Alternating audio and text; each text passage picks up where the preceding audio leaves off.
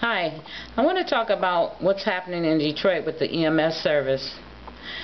It's a topic that's going around the city this week. Detroit residents is calling for God, not EMS. Detroit has been and is still being made a mockery all over the nation. And what's happening isn't funny. The EMS service is in the center of it all. If you walk up to anyone on the street and ask them, if you are ever hurt, would you call 911? You are likely to hear no. Take me in a car or call a cab. On Fox 2 News, Detroit's Let It Rip with Hughes Perkins and Fox 2 legal analyst Charlie Langdon, the guy sat down and spoke with the panelists of Reverend Horace Sheffield III, Jesse Rangel, a man who spent several years on the street trying to save lives, and the vice president of the Detroit EMS unit, and also Terry Foster, a Detroit news columnist and personality of 97.1 The Ticket. The topic, exposing what is going on in EMS services in Detroit.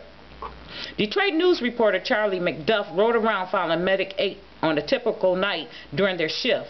What was shown would have you so upset and angry.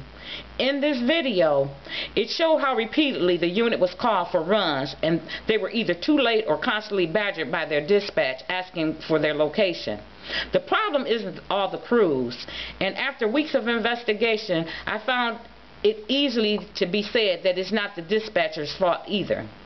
The units are responding as soon as they're dispatched, which by the way could be possibly an hour after the call came into dispatch. The problem, not enough units or no units available, literally.